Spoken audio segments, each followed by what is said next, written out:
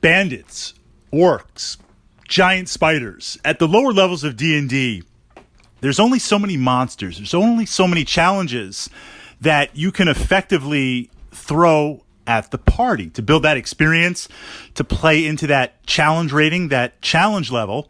And if you've been playing D&D for some time, multiple campaigns, multiple adventures, as a player, you tend to encounter the same type of monsters, the same type of stuff.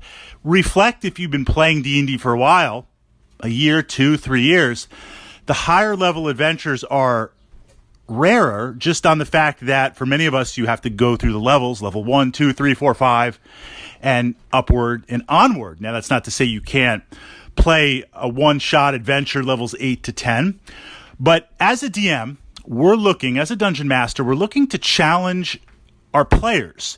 This duality of the new players at the table who have never experienced D&D before, we want to give them that sense of wonder. We want to give them that sense of total and complete open play style.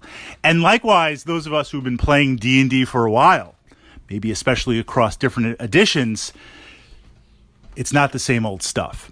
It's got a twist. It's got a spin. It's got some tactics. And for this vlog, Monster Tactics, looking at approaching orcs. And the same could apply to goblins and other aspects of the game, but I say specifically focusing on orcs because over the previous editions of D&D, orcs were just kind of the foot soldier fodder.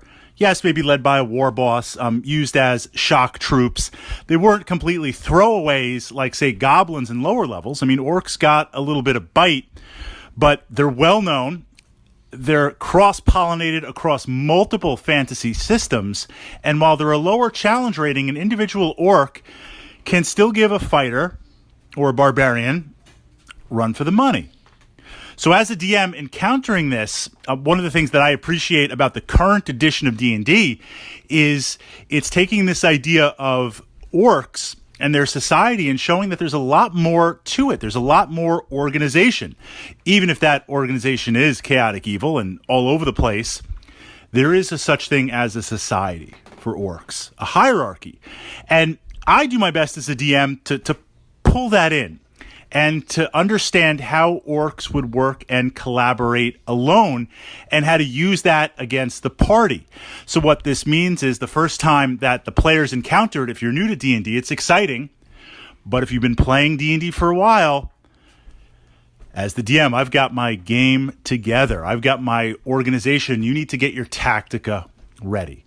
So the first thing I try to do in looking at various encounters for orcs is divide them up. If we're going to go toe-to-toe and we're going to encounter the parties, there is going to be some base tactica there. It's not just going to be rush in with axes, swords, and clubs and try to beat them over the head. There's going to be a little bit of that because orcs are aggressive and they're a martial society. But certainly orcs have the tools and the technology and the understanding to use missile weapons, to throw javelins, to use a bow and arrow. Maybe not a crossbow, might be a little bit too sophisticated or doesn't fire fast enough for the taste of an orc. But this division of, I'm going to attack the party with missile weapons, and they're going to be up on a hill. They're going to be behind cover. They're going to try and catch the players out in the open. I mean, there is tactics. And then the other orcs, okay, they might aggressively rush forward. So we're going to try and divide that, and not just throw, here's 10 orcs.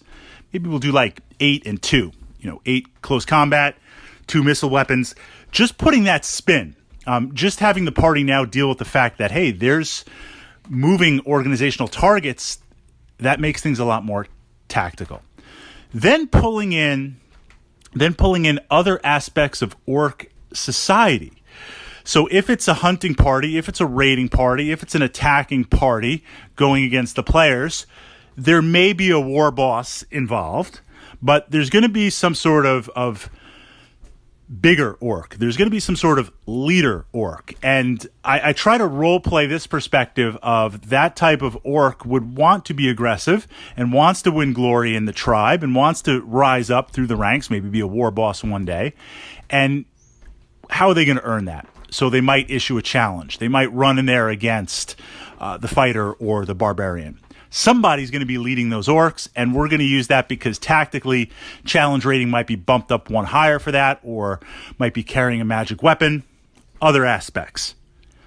Then there's going to be an extra special that I like to pull in. Now, this kind of depends also. I'm trying to draw from orc society and what would make sense, depending on the size of the encounter and the location. Is it an established camp, or is it just kind of a scouting party?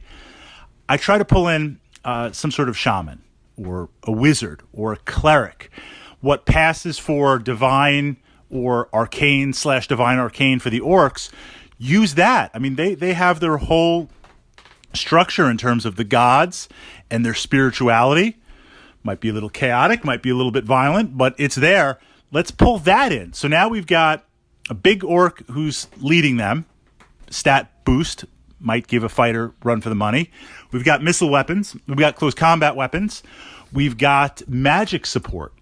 That sounds like a well-organized adventuring party to me. And that changes the tactica and makes it very, very interesting in how it is able and beginning to approach.